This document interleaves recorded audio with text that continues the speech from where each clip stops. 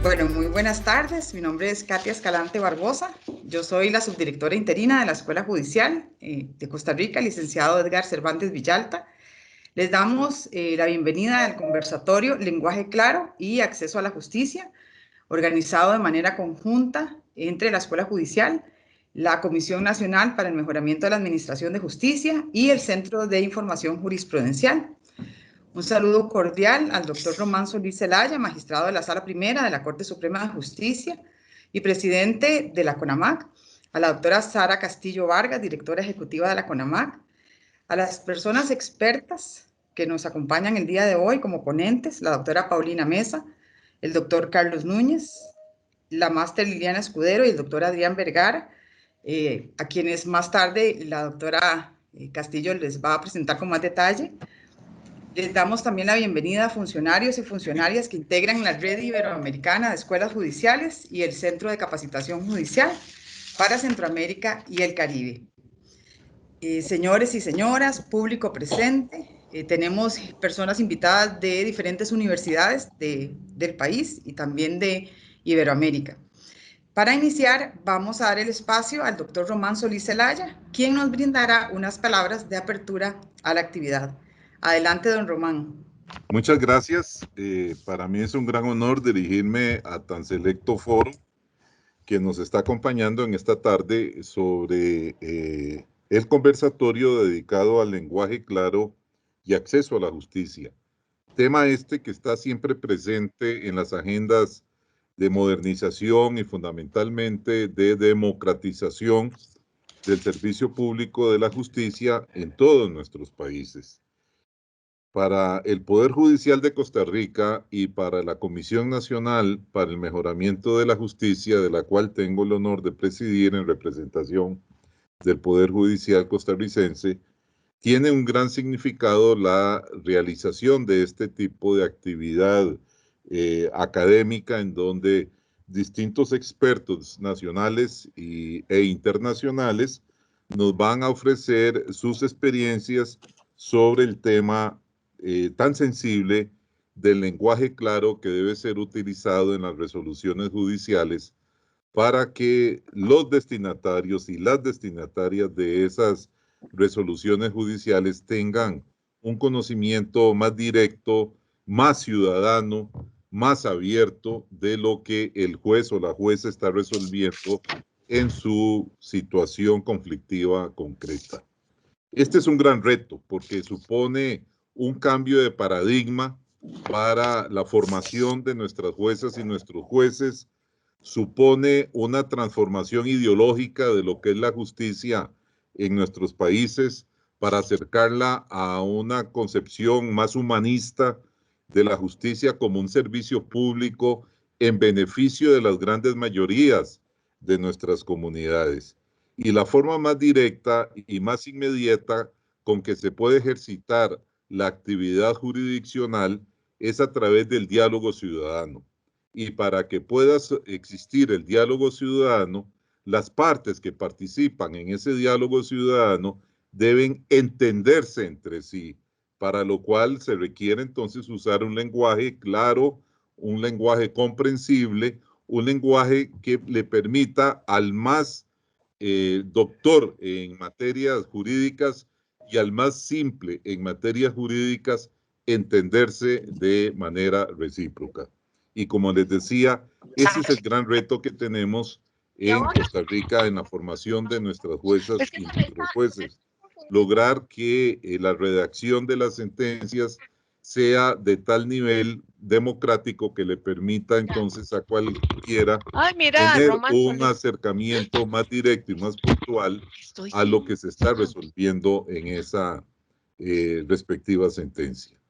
Un agradecimiento para las personas que participan en este conversatorio, la doctora Paulina Mesa de Chile, el juez Carlos Núñez de Costa Rica, la especialista Liliana Escudero de Costa Rica y el filólogo Adrián Vergara de Costa Rica. Un saludo muy especial a las personas de los poderes judiciales de Chile, de Uruguay, de Colombia, de Ecuador, de Perú, que según me notificaron hoy en la mañana, están también siguiendo este conversatorio desde sus respectivos países. Les deseo el mejor de los éxitos y que tengamos una tarde muy provechosa en la recepción de pensamiento claro y comprensible sobre este tema de tanta necesidad para los destinatarios de la justicia. Muchísimas gracias.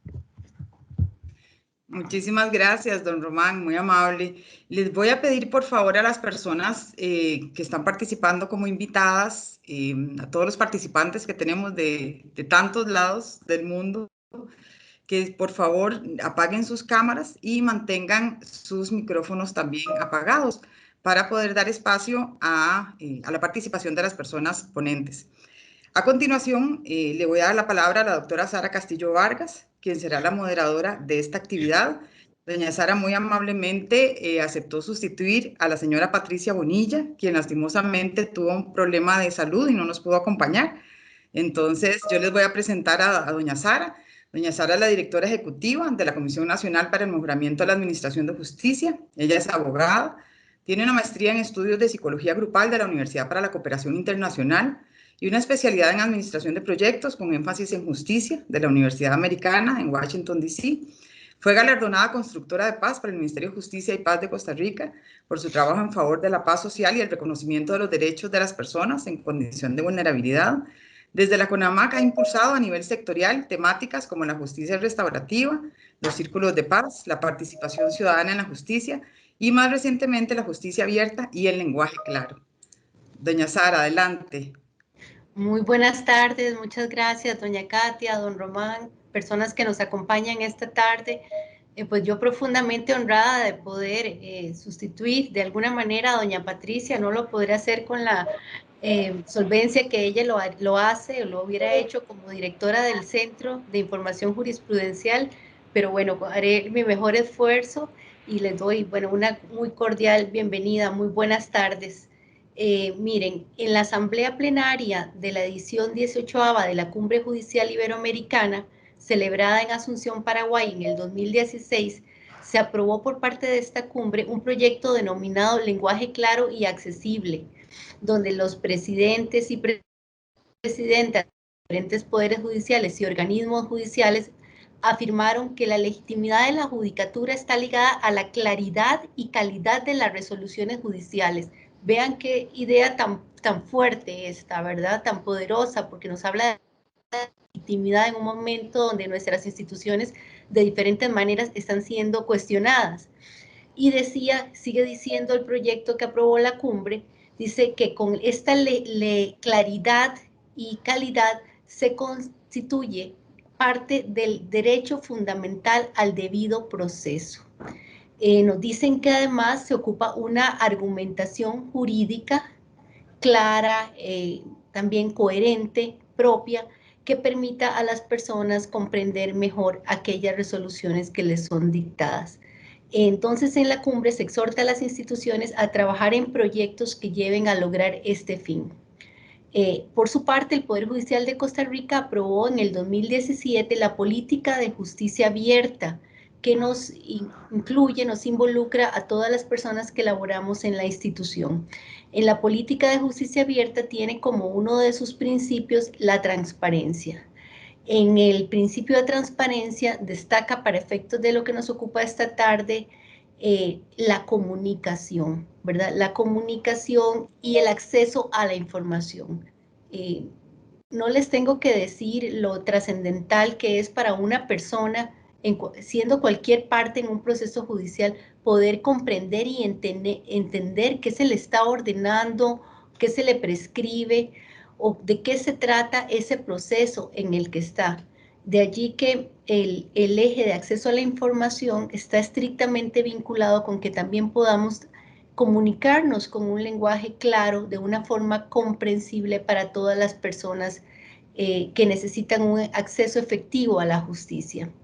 De allí que el proyecto que hoy del cual hoy les vamos a conversar, pues hace también un cumplimiento a esta política de justicia abierta, además del plan estratégico institucional vigente, que establece como uno de sus pilares o temas la justicia abierta. Es por lo anterior que el Centro de Información Jurisprudencial, con el apoyo de CONAMAC, la Escuela Judicial y el Programa de Posgrado en Lingüística de la Universidad de Costa Rica, hemos venido trabajando en un proyecto denominado precisamente Lenguaje Claro, siendo esta actividad pues el espacio donde les vamos a conversar y a compartir los avances que se han hecho en esta temática. Para el desarrollo del tema, pues contamos hoy con el concierto de 4 personas especialistas que desde sus campos diferentes de experticia compartirán su conocimiento y creo que nos permitirán tener una visión mucho más integral de qué estamos hablando. Para lograrlo, pues tenemos el espacio de hoy en el cual les proponemos que las 4 presentaciones se den, ustedes vayan haciendo sus preguntas y consultas utilizando el chat, del cual nosotros llevaremos un recuento, para que al finalizar las 4 exposiciones puedan los especialistas responder a estas consultas. Asimismo, les recuerdo la solicitud de mantener sus micrófonos apagados, así como sus cámaras de video, para que logremos mantener la calidad en la comunicación. Bueno, sin más, pues paso a presentarles a nuestra primera expositora de hoy, doña Liliana Escudero Henao, la máster Liliana Escudero, nos hablará sobre lenguaje claro y la experiencia y los avances en Costa Rica. Doña Liliana es abogada analista del Centro de Información Jurisprudencial, coordinadora del proyecto Lenguaje Claro, y doña Liliana es licenciada en Derecho de la Universidad de La Salle, máster en Derecho de Familia de la Universidad Latina de Costa Rica y especialista en Derecho Notarial y Registral. Como les dije, bueno, actualmente doña Liliana es la responsable del proyecto y ella tiene también a su cargo pues la redacción de un manual al cual le he dedicado mucho tiempo desde el inicio de este proyecto. Doña Liliana, la escuchamos. Muchas gracias. Muchas gracias, doña Sara. Muy buenas tardes a todas las personas que nos acompañan el día de hoy.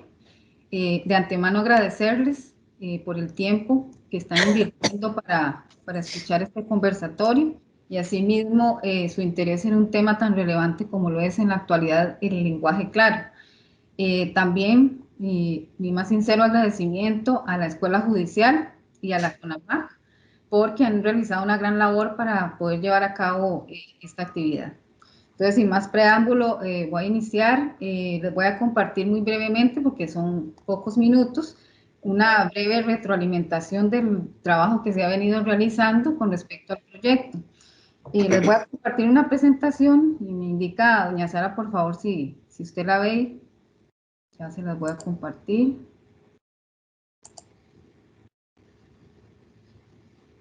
Ahí debería verse. Sí, yo la puedo ver, correcto. Muchas gracias, doña Sara. Entonces, yo no sé si se pudiera, doña Liliana, eliminar la columna aquí de las filminas al lado izquierdo para que tener la pantalla más grande, pero si no, también se puede ver bien. Sí, de hecho ya lo hice, pero no, yo sí la veo en grande, no sé si ustedes la ven. Bueno, démosle así, porque yo creo que sí se puede leer. Ahí todavía ve la columna, doña Sara. Qué raro. Está más limpio ahora, mucho más limpio. Ajá. Muchas gracias, doña Liliana. Ajá. Doña Liliana, disculpe, tal vez si le da arriba activar la presentación, donde está en presentación, para que la podamos ver nosotros como presentación completa. Sí, lo hice, pero lo extraño es que solo yo la veo. Denme un segundito. Ah, ok, perfecto. No, tranquila. Sí, porque no sé qué pasó. Sí, está parpadeando la pantalla. Voy a volver a hacerlo. Un segundito, por favor.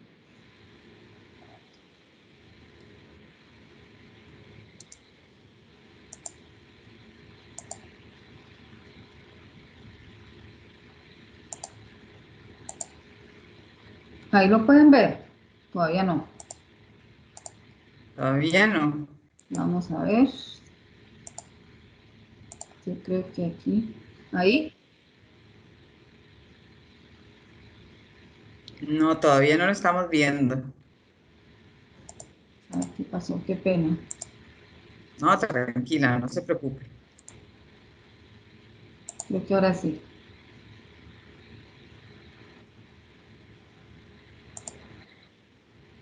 ¿Ahí? Perfecto, ahí le estamos viendo muy bien, sí, perfecto, adelante. Muchas gracias, doña Katia. Bueno, como muy bien lo indicó doña Sara, este proyecto se viene trabajando en conjunto con la Universidad de Costa Rica, con la CONAMAC y el Centro de Información, la oficina a la cual yo represento. Es muy importante indicar, como también lo hizo doña Sara, y no me voy a extender en eso, que el proyecto se está trabajando pues en el marco de la política de justicia abierta y más que todo está vinculado al principio de transparencia, como también lo indicó doña Sara. Entonces, a partir de ese principio se viene trabajando porque está muy vinculado con el acceso a la información y también con lo que es un lenguaje claro y comprensible, además de inclusivo. Entonces, estos aspectos son los que están incluidos en lo que es el proyecto en sí. Y bueno, eso es lo que ven ahorita en la pantalla. Muy importante resaltar que la iniciativa de comenzar con este proyecto, claro, se dio a partir de que se aprobó la política de justicia abierta. Entonces, desde ahí se comenzó a generar por parte de la CONAMAC y también del Centro de Información, pues toda una serie de análisis como para cómo empezar a generar una conciencia sobre lo que es el lenguaje claro, sobre el lenguaje comprensible y de qué forma se puede brindar un mejor servicio a la persona ciudadana o a la persona usuaria con respecto a la información que emana del Poder Judicial. Eso por ahí. Ahora bien, con respecto al objetivo, el objetivo de este proyecto es garantizar a la persona usuaria y a la ciudadanía en general el acceso a la justicia mediante información clara y comprensible. Y aquí me voy a detener un momento, hacer una reflexión que siempre me gusta mucho hacerla, y es sobre estas tres interrogantes. El mensaje es claro para la persona usuaria. Nosotros como operadores del derecho nos hemos sensibilizado en eso, no solamente en un escrito claro, en una información comprensible, en una sentencia que se entienda o no, ¿verdad? Entonces, ese mensaje es claro para la persona usuaria, entonces eso es bueno analizarlo. ¿Cuáles son los intereses de las personas que leen el mensaje? Eso es muy importante. Y además, ¿quién es la persona destinataria? Creo que este punto específico de quién es la persona destinataria es muy importante, porque no es lo mismo una persona, por ejemplo, una persona menor de edad que esté involucrada en un proceso judicial a, por ejemplo, una persona adulta mayor, ¿verdad? O una ama de casa, a eso es lo que nos referimos con la persona destinataria. Entonces, además de eso, de estos tres aspectos, es importante siempre tener la conciencia de que las personas a las cuales nosotros les brindamos el mensaje no son personas en su mayoría que están vinculadas con el quehacer jurídico. Entonces, eso es muy importante tenerlo en cuenta a la hora de brindar la información. Ahora, con respecto a los productos, ahora les voy a hablar con respecto a lo que se está trabajando en el proyecto. Entonces, le voy a hablar sobre los productos y también sobre las actividades que se han ido generando. Muy importante resaltar, creo que no lo dije al principio, que el proyecto se inició en enero del 2019. Entonces, el proyecto inició con lo que es el manual de lenguaje claro, como lo indicó doña Sara. Se ha venido trabajando arduamente en este manual.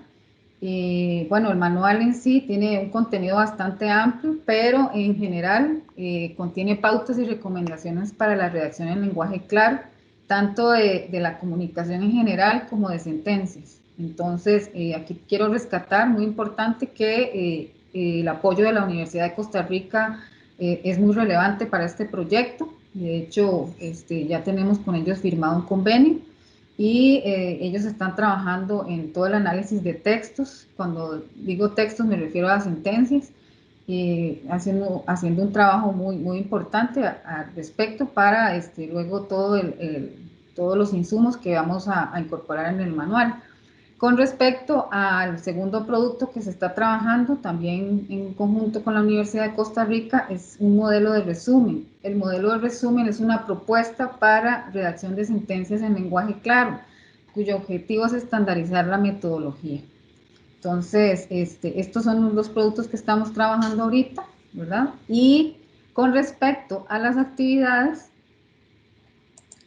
les voy a comentar un poquito. Cuando inició el proyecto, en el 2019, se conformó una mesa de trabajo con una serie de instituciones o varias instituciones, entre ellas la Defensoría de los Habitantes, la Procuraduría General de la República, la Contraloría General de la República, la Asamblea Legislativa y el Tribunal Registral Administrativo.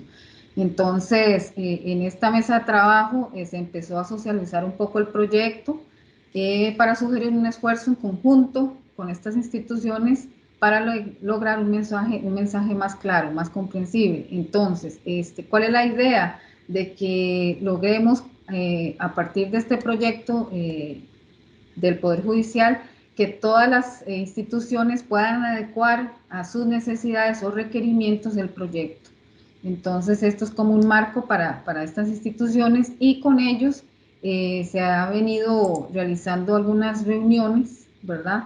Se han realizado 3 reuniones, estas fueron celebradas en el 2019 y pues cada día con respecto a los avances que hay en el proyecto, nosotros nos reunimos con ellos para ir viendo los detalles y analizar las propuestas y los cambios. Con respecto a otras actividades que también se han realizado, en el mismo 2019 tuvimos 2 paneles. Uno se celebró en marzo, que fue organizado por la CONAMA en el marco de la celebración de la Semana Mundial del Gobierno Abierto. El objetivo de este panel fue posicionar el lenguaje claro como un reto crucial en el acceso a los servicios públicos, específicamente en el marco del acceso a la justicia. Y el otro panel que también se celebró fue en noviembre, llamado Panel Lenguaje Claro en la Oralidad. Y en ese panel la conclusión fue la necesidad de construir una comunicación clara, no solo con la sentencia, sino también desde que se inicia el proceso, todas las actuaciones del proceso deberían ser claras y comprensibles. Con respecto a otras actividades, tenemos 2 talleres que se realizaron en el mes de octubre del 2019. Estos talleres, su nombre fue hacia lenguaje jurídico, hacia un lenguaje claro para mejorar el acceso a la justicia. Se realizó uno en Turrialba, en la zona rural, y otro en San José. El de Turrialba, perdón, fue en los tribunales de Turrialba, los tribunales de justicia, y el de San José en la Corte Suprema de Justicia. Esto se trabajó muy en conjunto con la Universidad de Costa Rica, por parte del doctor Adrián, y el objetivo fue conocer qué tan comprensible es la redacción de las sentencias emitidas en los despachos judiciales, cómo visualizan también las personas usuarias el trabajo que se realiza en el Poder Judicial. La población participante fue de personas indígenas, estudiantes, personas adultas mayores, migrantes y refugiadas, como amas de casa. Después, en el mes de noviembre, también del 2019, se realizó en Colombia un taller llamado Lenguaje Jurídico Claro y Redacción de Sentencias, el cual fue organizado por la Cooperación Española AECID y por el gobierno español. En ese taller yo tuve la oportunidad de participar y también pues de dar una charla para que todas las personas participantes, que en su mayoría eran jueces y juezas, tuvieran la oportunidad de conocer qué es lo que se está trabajando en Costa Rica sobre este proyecto. Muy importante fue mi participación por el hecho de que se visualizó el trabajo que nosotros estamos realizando, que muchos países desconocían, y también se tuvo la oportunidad de generar contactos muy importantes con personas del país de Chile, ¿verdad? Que ellos están muy avanzados en el tema, y también de Argentina. Con respecto a eso, me gustaría solo indicarles sobre las conclusiones a las que se llegó en este taller. Una de ellas es la modernización de la justicia, que es muy importante. La justicia va más allá del uso de las nuevas tecnologías y además encierra la capacidad de las personas a comprender, porque a veces no se trata solo, por ejemplo, en el caso de una sentencia, de redactar una sentencia y emitirla de una forma pronta y cumplida, sino también se trata de que todo el proceso y hasta la sentencia, las personas usuarias puedan comprender y entender cuáles son sus derechos, qué es lo que les afecta en el proceso. Entonces, de ahí que se concluyó en ese sentido. Lo otro es la claridad del lenguaje jurídico, como un compromiso y un cambio cultural. Y también otro aspecto que es muy interesante es en cuanto a los profesionales de la comunicación. El derecho a comprender se extiende más allá de las personas directamente implicadas, porque también incluye al público en general, a la ciudadanía en general, el interesado en conocer y entender lo que sucede en el ámbito jurídico a través de los medios de comunicación. Con respecto a el año 2020, bueno, como ustedes bien lo comprenden y lo conocen, pues por la situación de emergencia con respecto a la pandemia, pues el proyecto, claro que se vio un poco detenido, ¿verdad? Pero siempre se ha venido trabajando en lo del manual, que es muy importante en los productos del proyecto. Y las actividades que se pudieron realizar el año pasado, bueno, lo primero fue que se firmó el convenio con la Universidad de Costa Rica, que todavía no estaba firmado y eso se concretó, ¿verdad? Y es pues un gran logro tanto para nosotros, el Poder Judicial, como para la Universidad de Costa Rica, para continuar avanzando en todas las tareas de este proyecto. También se realizó un grupo focal, que fue muy importante, en noviembre del 2020, que fue con personas juzgadoras de las diferentes materias, y el objetivo era validar y reflexionar a partir de sus propias experiencias la forma en que se redactan las sentencias. Entonces, para mí y bueno, para todos los que participamos en esta actividad, fue muy importante y muy provechoso, porque se dieron varias reflexiones, como por ejemplo los tecnicismos que se utilizan en la complejidad en la redacción. Quiero aclarar que a veces cuando decimos tecnicismos, a veces son propios del derecho, ¿verdad? Entonces no necesariamente implica que usted va a eliminarlos, pero sí es importante cuando uno utiliza un tecnicismo aclarar de qué se trata o explicarlo, ¿verdad? Entonces eso es muy importante. Y también se concluyó sobre quién es la persona destinataria, siempre tener claro ese enfoque de quién es la persona destinataria. Y otra de las actividades que no la menciono acá, pero que también fue muy importante, fue en diciembre del 2020, que se realizó con con personas de la comunicación, profesionales de la comunicación, donde también participaron no solamente personas del Poder Judicial, comunicadoras, sino también externas al Poder Judicial, y también fue muy provechoso en ese sentido porque todos estamos implicados. Y bueno, para concluir, para mí es un privilegio poder haber compartido con ustedes esta información, porque es apenas estamos pues en estos acercamientos que son muy importantes para generar una sensibilización con respecto a lo que es el lenguaje claro, con respecto al servicio, a cómo estamos brindando el servicio a la persona usuaria y sobre todo el acceso a la justicia con respecto a la información pública. Muchas gracias por el espacio y de nuevo agradecerles a todos por compartir con nosotros esta tarde.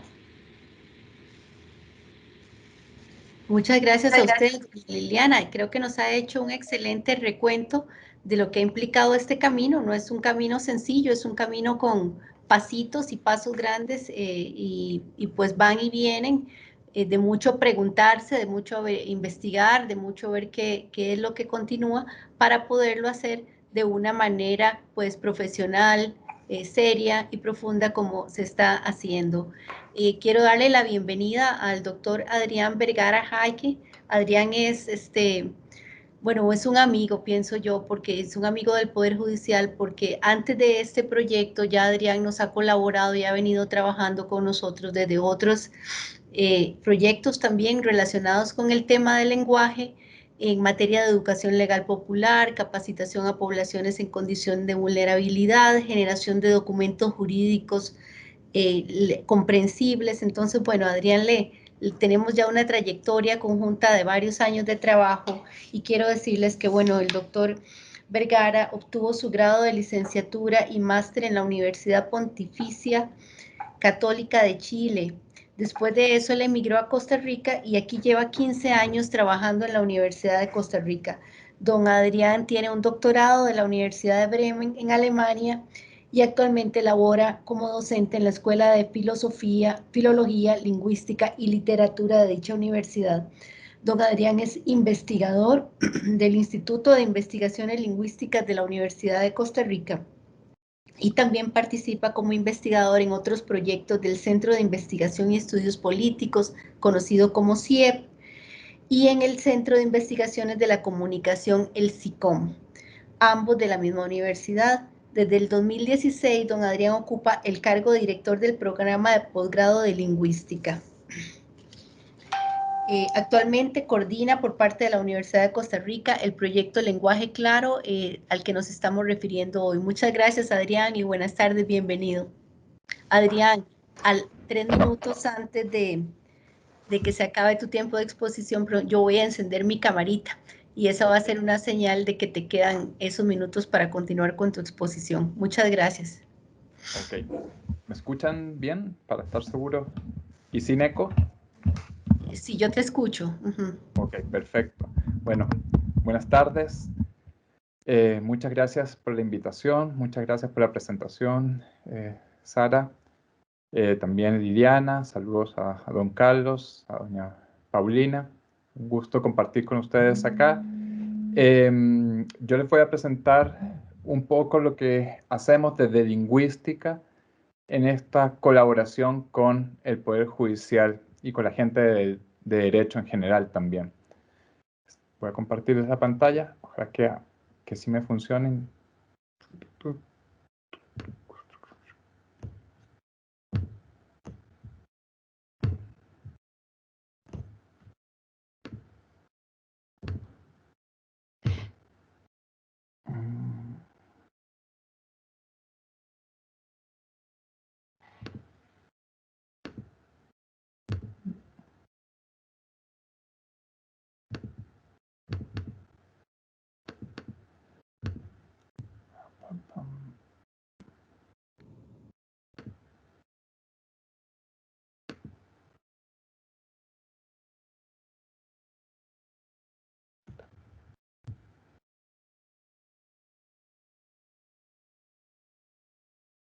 Vamos a ver si aquí... ¿Ustedes ven Ahí la presentación? Sí, la podemos ver, Adrián. Perfecto. Por si acaso, yo no los veo, no veo. Así que, Sara, cuando se cumplan los 3 minutos y aparezcas, mejor dime aparecí o dime algo para saber. Está ¿Okay? bien, correcto. Gracias. Yo solo veo mi presentación. Bueno, buenas tardes. Esta presentación es bastante breve y quiero hacer como un recorrido de cómo la lingüística puede colaborar con la modernización del acceso a la justicia y particularmente, obviamente, con el lenguaje. Y no solo con ese aspecto, sino también la estrecha relación que tiene la lingüística con el derecho. Entonces, lo que sucede habitualmente es que todas las personas se comunican, todas las personas manejan un lenguaje.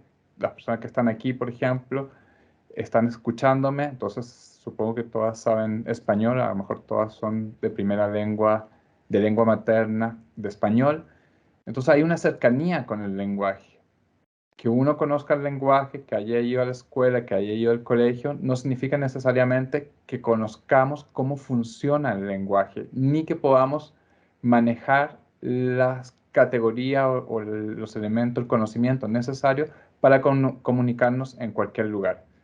Eso es importante tenerlo claro porque muchas veces se cree que porque uno estudió algo de lengua, de español, sabe sobre la lengua, o porque ha estudiado otras lenguas, sabe sobre la lengua y sabe manejar la lengua y todos los factores que influyen en la producción lingüística en general. En cambio, hay una disciplina especializada en el lenguaje y en la lingüística, y muchas veces no hay áreas, aquí yo me imagino que no, pero pero en otros lugares hay sectores sociales que ni siquiera saben qué es la lingüística y a qué se dedica la lingüística. Yo voy a dar un breve, un minuto de a qué se dedica la lingüística, solo para tener bases comunes y seguir avanzando. Bueno, tradicionalmente se relaciona la lingüística o el estudio del lenguaje, las ciencias del lenguaje, con estudios de gramática, fonética, léxico. Me imagino que todos y todas aquí presentes han estudiado sobre gramática de español, sobre sintaxis. A lo mejor no recuerdan qué es la definición ni reconocerlo exactamente, pero les suena el complemento directo, indirecto, entonces lo conocen. En fonética, a lo mejor los fonemas, el término fonema lo han escuchado, o saben que hay variaciones en las formas de pronunciar las palabras.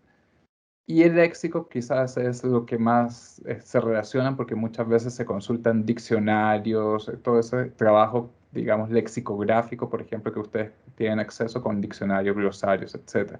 Ese es el trabajo tradicional o más conocido dentro de la lingüística. Pero hay distintos enfoques de la lingüística y para que sepan, dentro de esas líneas de gramática, por ejemplo, existen distintas escuelas y distintas bases teóricas.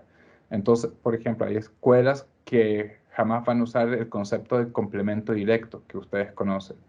Eso para que sepan que lo que les enseñan o lo que se enseña habitualmente corresponde a la nomenclatura que utiliza una perspectiva dentro de la lingüística. Y hay varias más. Pero hay otros enfoques dentro de lingüística, por ejemplo, lingüística del texto. Lingüística del texto se centra ya no a nivel oracional, sino a nivel textual, de los textos y de los distintos géneros textuales. Lo mismo pasa con el análisis del discurso, que, digamos, para mí personalmente engloba la lingüística del texto, pero le da un papel muy importante a la parte contextual, situacional, en la que se produce la comunicación, ya sea orales o escritos. Orales o escritos, perdón, está correcto. Todas estas disciplinas tienen categorías conceptuales para abordar estos distintos fenómenos, y eso hay que tenerlo claro. Entonces hay categorías específicas para abordar los textos, hay categorías específicas para abordar las relaciones que se dan dentro de los textos y la relación que se da entre elementos lingüísticos, textuales específicos y las situaciones comunicativas. Lo mismo en la pragmática. La pragmática es muy cercana a análisis del discurso, en el sentido en que la situación comunicativa es central.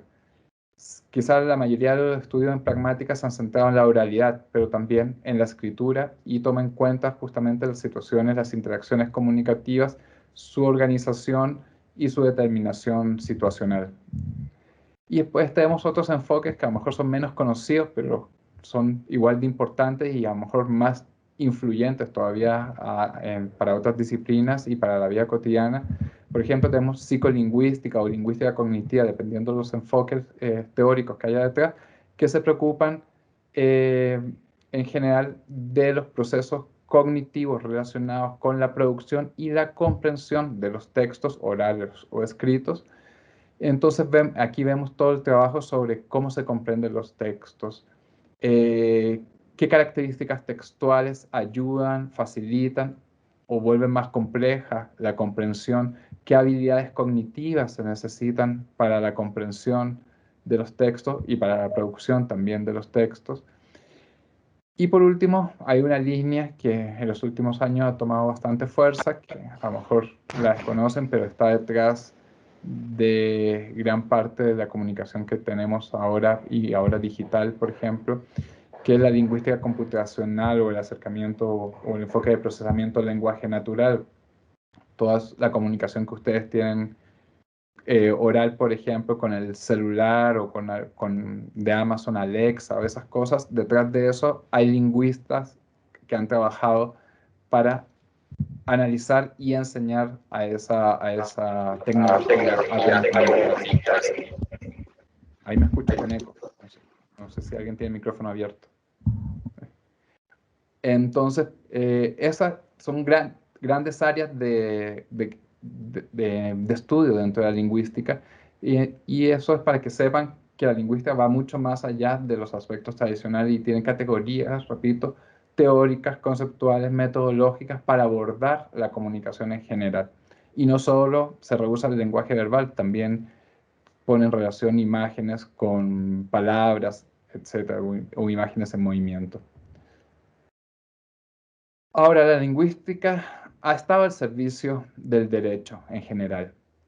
Y en los últimos años se ha reconocido más su relevancia para el derecho y la importancia que puede prestar la lingüística en la colaboración con el derecho.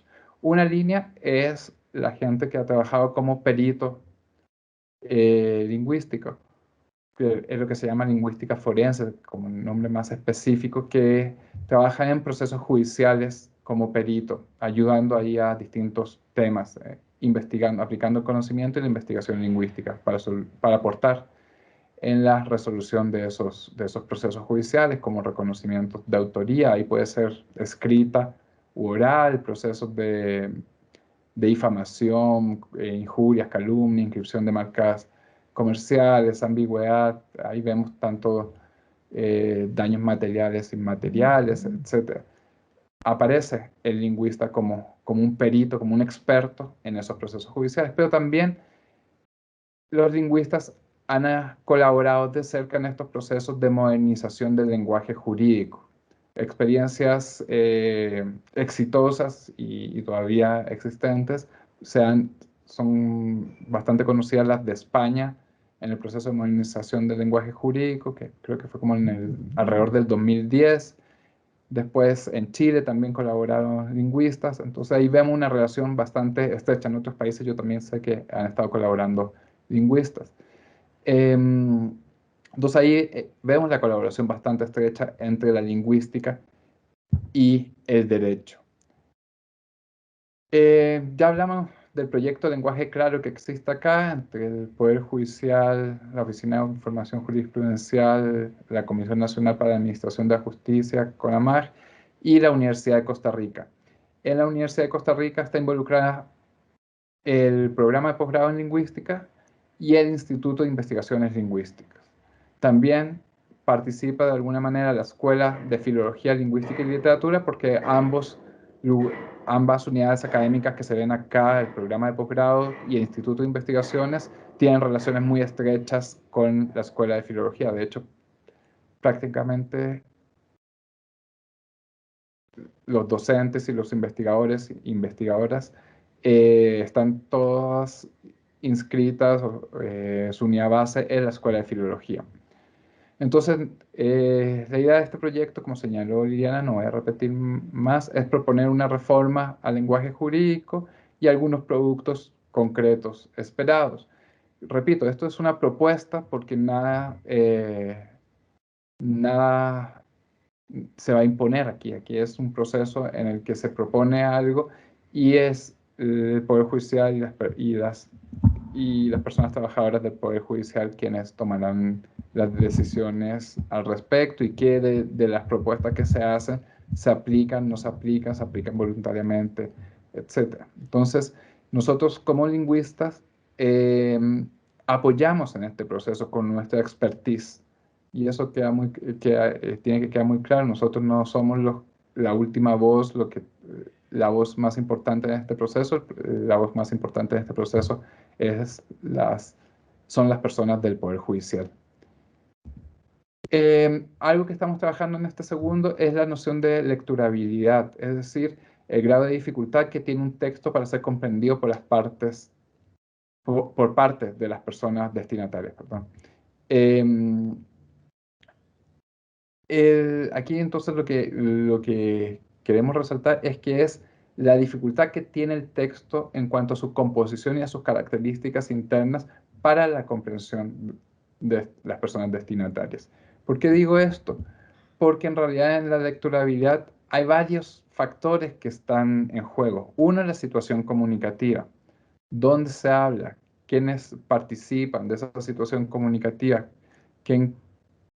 ¿Cómo se divulga, circula los textos, la comunicación, etcétera?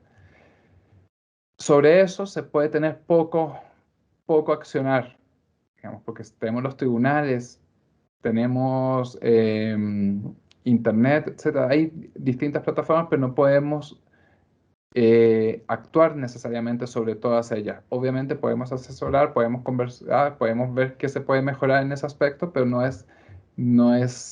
tenemos mayor control sobre eso. Después tenemos el texto, que lo voy a dejar para el final, y después tenemos al lector, al destinatario, a la persona destinataria.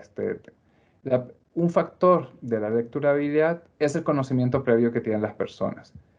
Por ejemplo, me imagino que la mayoría de las personas que están aquí en este momento tienen relación con el derecho, con poder judicial, ya sea aquí en Costa Rica o en otros países. Para ustedes, entender un texto jurídico no debería ser difícil, digamos, porque tienen el conocimiento previo, tanto de la terminología técnica como de las características textuales. Entonces no va a ser difícil, pero otro lector no va a tener esa expertise, no va a tener ese conocimiento previo y se le va a dificultar la comprensión. El problema, ¿ok? ¿3 minutos? Sí. Ok. El problema es que trabajar con el lector, con todos los posibles lectores y su conocimiento previo, sus estrategias, sus habilidades de lectura es muy difícil. Entonces lo que estamos trabajando nosotros es sobre el texto y las características textuales que pueden dificultar esa comprensión y proponer cambiarlas o utilizar otros recursos lingüísticos para no volver tan difícil el texto. Nuestra investigación tiene 3 partes importantes. Una es el análisis textual fino, léxico, sintaxis, estructura del texto. Y otro es el trabajo directo con una muestra de la población destinataria. Nosotros no imponemos cuáles son las posibles reformas, no decimos esto es difícil de comprender, sino que trabajamos con población destinataria para que sea esa población la que nos diga esto no lo entendemos, esto está difícil de comprender, esto no tanto y esto sí lo comprendemos. Y es con esta población que trabajamos, después de hacer el análisis fino, vamos donde ellos y les llevamos sobre todo cuestionarios con fragmentos de textos jurídicos. Y aquí, por ejemplo, un breve para que vean algunas cosas del análisis.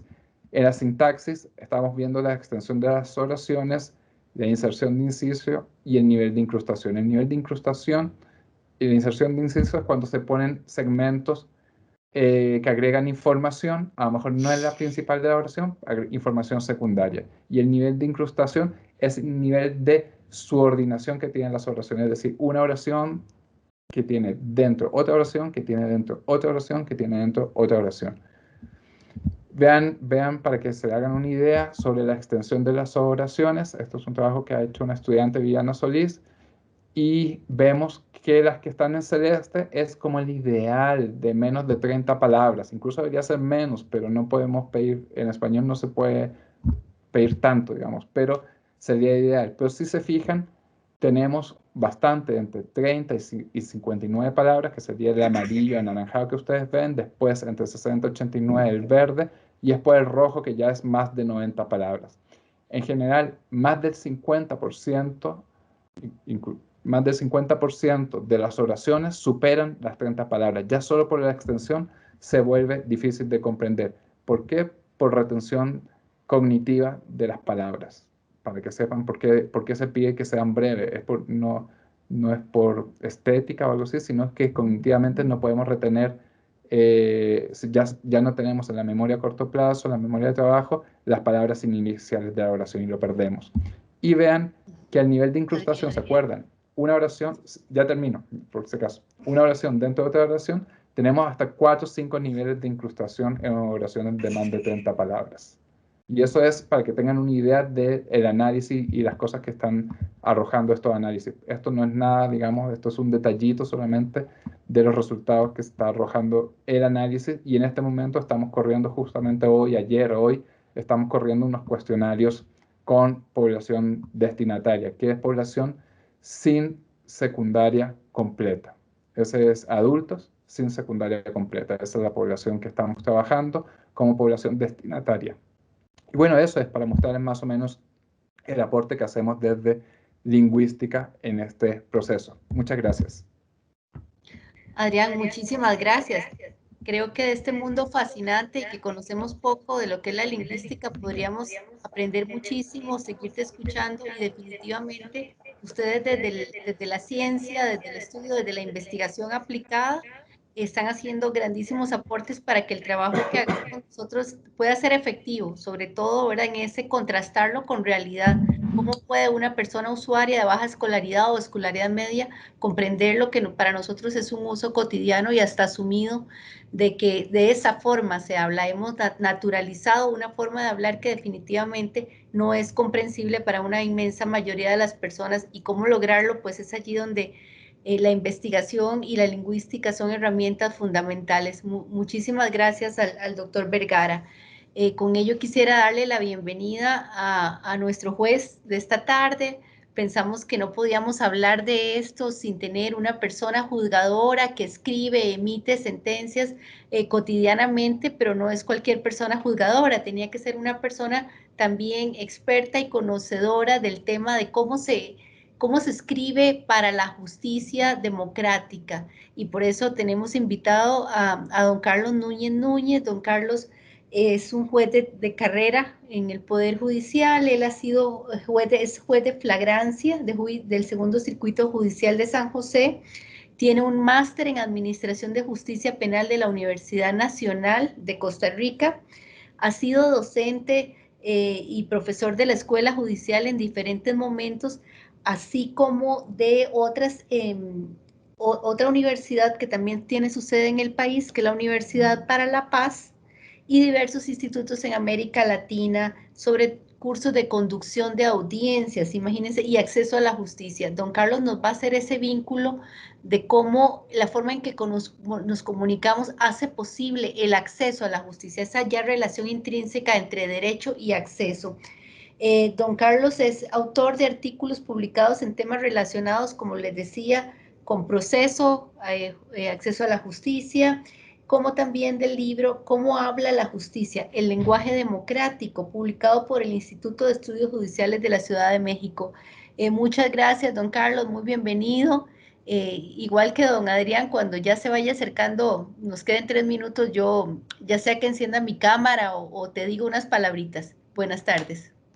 Buenas tardes, muchísimas gracias por la invitación a CONAMAC, invitación también de parte del Centro de Análisis Jurisprudencial.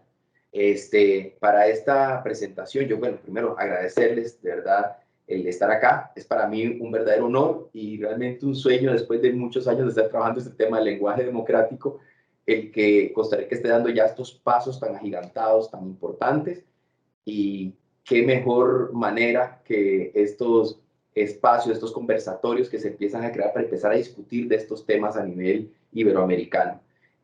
Para dar esta charla, a mí me gustaría, si es posible, unas 3 o 4 personas que enciendan su cámara. Yo creo que si se nos baja un poquito el ancho de banda, pues no importa, pero es que me interesa mucho ver caras, porque es muy difícil a veces platicar en estos sistemas virtuales con puras burbujitas con iniciales. Ha sido algo complicado. Yo sé que es lo que nos ha deparado esta pandemia, pero bueno, qué dicha, ahí se nos han estado uniendo. Ah, mire, caramba, se nos unen más personas. Muchísimas gracias por estar aquí.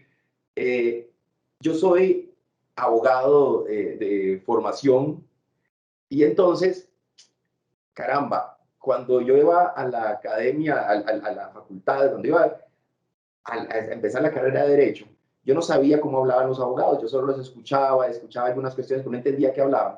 Hasta que llevé una clase, y la primera clase, se les voy a decir, algunos de ustedes que son abogados y abogadas que nos están viendo a través de distintos países, recordarán ese hermoso momento en que algún profesor dijo, señores, esta es una presunción iuris et de jure. Yo decía, ¿qué es eso? Iuris et de jure, ¿qué es eso?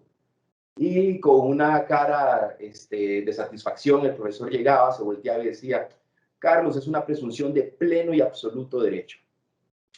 La verdad nunca me quedó claro a qué se refería el profesor, pero yo iba feliz de que había tenido el primer acercamiento con el lenguaje abogadil. Me sentía más abogado que nunca. Y de ahí se inició todo un tema de lenguaje cifrado que se fue desarrollando durante 5 años de carrera y de muchos chistes. Nosotros vacilábamos en los espacios de derecho de abogados sobre la res. Entonces decíamos, es que es la res era la cosa.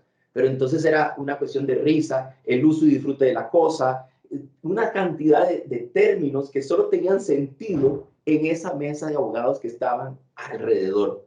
También hablamos de los derechos reales y a veces me preguntaba si eso se refería a que algún día cuando yo llegara a derechos reales iba a saber cuáles eran los derechos falsos, porque yo decía reales debe ser una cosa y falsos deben ser otras cosas. Y trataba de explicarme con esas palabras para ver si lo que yo estaba entendiendo tenía sentido. Todo iba a tener sentido conforme yo avanzara en esa carrera de derecho. Y es que el lenguaje jurídico cifrado que se ha ido construyendo alrededor de esta disciplina tan importante para la sociedad no es nuevo, es algo que llevamos construyendo siglos y siglos para poder formar lo que tenemos hasta ahora, tanto así que hay hasta un lenguaje arcaico del derecho, que todavía tenemos figuras del latín que traemos y las tratamos de darle la forma dentro de nuestro día a día.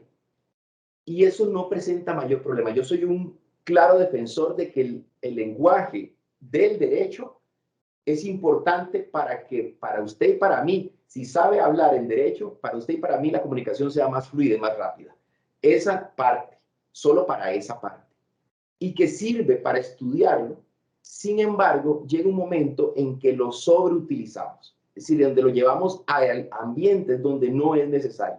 Claro que es bonito. No les voy a decir que no es bonito sentarse con unos amigos que no sean abogados y abogadas y pues deslumbrarlos de vez en cuando con alguna palabrilla de domingo que logramos extraer de nuestro manual de discurso perpetuo para poder hablar hasta del caso de Keylor Navas con los exdirectivos y empezar a hablar, tranquilos, que falta una prueba para mejor resolver, es una prueba para mejor proveer. Ahí vamos hasta el mejor proveer, hasta aquí nadie habla de proveer, nadie habla de proveído, nadie habla de ese tipo de cosas en el lenguaje común, pero nos hace ver muy técnicos a la hora de decirlo. Durante mucho tiempo, yo llevé ese lenguaje a mis sentencias, pero no solo eso, también llevé ese lenguaje y además le inventaba, le traía de otros momentos, de otras disciplinas. Así como en la disciplina del fútbol se traen también algunas palabras, ustedes no sé si recuerdan a Everardo Herrera narrando algún partido de fútbol, aquí traía tanto, floreaba tanto el partido de fútbol que nadie entendía lo que estaba diciendo. Así pasa en algunas sentencias judiciales. En algunas sentencias judiciales utilizamos términos que ni siquiera nosotros entendemos. Tuvimos que buscar un diccionario para poderlo incrustar adentro de la sentencia. Esto nos lleva a cuestiones que nos refería ahora Liliana y nos refería ahora Adrián al inicio. Bueno, ¿para quién estaba dictando las resoluciones judiciales? Cuando yo escribo la resolución, ¿a quién le estoy hablando? ¿Con quién me estoy tratando de comunicar? Esto va a tener mucho sentido al momento de que se empiecen a escribir sentencias. Recuerdo haber señalado alguna vez en alguna sentencia que la víctima no había tenido una cota de malla suficientemente fuerte para evitar que esto le dañara. Cota de malla, ¿quién usa esa palabra hoy en día? Nadie utiliza esa palabra y sin embargo estaba en la sentencia. ¿Ustedes creen que la ofendida de 16 años que había sufrido un abuso sexual sabía lo que era cota de malla? No lo sabía, y menos el acusado tampoco lo sabía, y sin embargo la sentencia era para ellos. Y esa frase venía en la sentencia.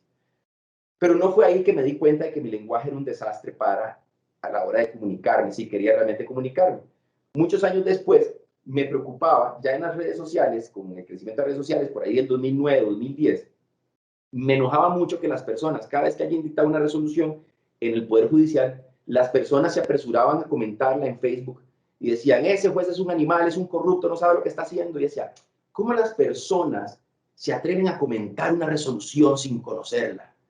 Y una amiga me dijo, ¿quién crees que está equivocado en esta ecuación? ¿Las personas que no saben derecho o los abogados y abogadas que expresan lo que creen saber del derecho? Y me puse a pensar, ¿será que las personas tienen que estudiar más derecho para entender lo que yo estoy diciendo? ¿O será que yo tengo que empezar a hablar de otra manera diferente para que me logren entender? Y ahí empezó este viaje que terminó con un libro que publiqué, pero terminó también estudiando más sobre la ontología del lenguaje, es decir, para qué es el lenguaje, cuál es la motivación del lenguaje. Y ahora que escuchaba a don Adrián, me dan todavía más ganas de seguir estudiando más cuestiones referentes al lenguaje, a la lingüística, porque resulta apasionante empezar a ver cómo nos damos a entender y por qué nos tenemos que dar a entender.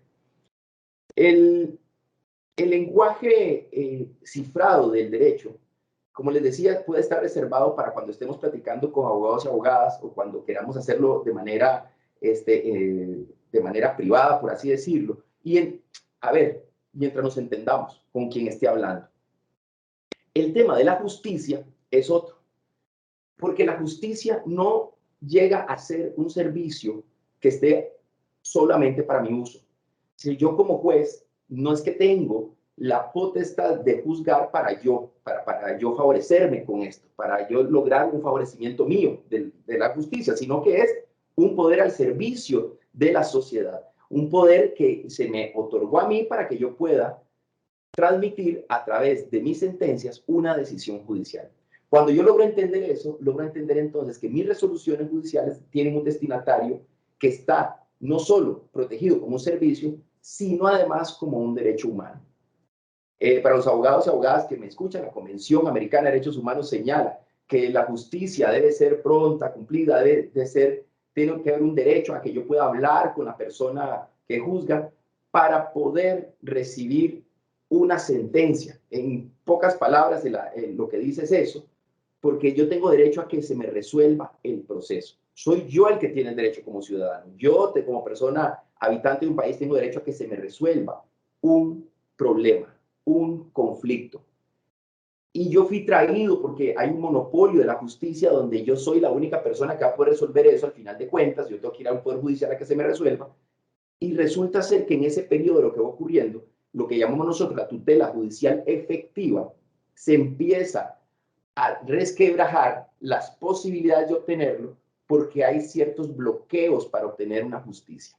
A esto es a lo que se dedica CONAMAC, a esto se dedica todas las oficinas relacionadas al acceso a la justicia, a mejorar cada vez más, a poner puentes donde antes habían brechas para poder llevar verdaderamente una tutela judicial efectiva hacia los ciudadanos. Los procesos judiciales son complejos y cada vez más complejizados. Eso es lo que nos dice los latinobarómetros sobre justicia. Y es que recordemos que así como el abogado o la abogada iba creando su lenguaje, ese lenguaje lo fue transformando en códigos y esos códigos fueron transformándose en códigos y leyes que luego iban a ser consumidos por los abogados y las abogadas. Una muestra de por qué el lenguaje de la sentencia no solo puede ser visto desde el punto de vista inicial de la sentencia, sino que viene recogido desde la legislación, es que en Costa Rica, cuando lanzamos un código procesal, ¿saben lo que es un código procesal? Un código que va a decir cómo me voy a comportar dentro de un proceso judicial. Cuando se hace un código procesal, llega a resultar tan complejo que hay que hacer capacitaciones para los abogados y abogadas que logren entender ese código procesal. Imagínense el ciudadano tratando de utilizar ese código, dice, yo voy a poner un proceso civil, entonces voy a llevar mi código procesal civil, que es el recetario para utilizar el sistema. Dice, mire, no sea iluso, o sea, hay abogados que llevan 3 años en cursos tratando de entender lo que dice el Código Procesal Civil en un par de normas, porque hablan de la excepción, pero esta excepción no es la misma excepción a la que se refería antes el código, ahora hay una excepción nueva, el plazo no es perentorio, el plazo es ordenatorio. ¿Ustedes se imaginan que todo estas normativas vienen cargadas de un lenguaje incomprensible y cifrado, y que así queremos que la ciudadanía enfrente los procesos? Pero una vez superado esto, que es el primer acceso a la justicia, se debe garantizar la permanencia de las personas dentro del sistema. Esta permanencia de las personas en el sistema, una vez que ingresan, es muy compleja también. Tenemos procesos judiciales que para lograr comprender qué es el paso siguiente, tendríamos que llevar horas de lectura de libros y de recetas para poder llegar hasta el siguiente paso. Esto si es que no hay una puerta giratoria que nos termine expulsando de nuevo del sistema. Yo quiero compartirles esta breve reflexión sin entrar todavía a la sentencia, porque es lo que pasa el ciudadano minuto a minuto antes de llegar por fin, finalmente, después de sortear todo el camino, después de años de espera en procesos cada vez más lentos, por fin el juez o la jueza ha dictado sentencia. Y esta sentencia va a venir cargada de una serie de elementos que lo separan cada vez más a la persona de un verdadero acceso a la justicia. Veamos e imaginemos una sentencia de un proceso ordinario, laboral, civil. La cantidad de páginas, 135 páginas, 100 páginas para poder resolver ese asunto. A veces son 40, a veces son 50. La parte de la decisión, ¿dónde se encuentra? Siempre al final. Está escondida. Al final está la decisión judicial. Como si fuera un libro de García Márquez. Lo que pasa es que el libro de García Márquez es más emocionante y por eso se lee y no se empieza por el final. Pero nadie en su sano juicio empieza a leer una sentencia por el principio. Todos vamos al final a leer la sentencia porque queremos saber qué se decidió. Pero no nos hemos puesto a pensar como abogados, no nos hemos puesto a pensar lo importante que sería poner esto al principio. Decir, señor, señora, esta fue la decisión, aquí vienen las razones. No se nos ha ocurrido hacer eso.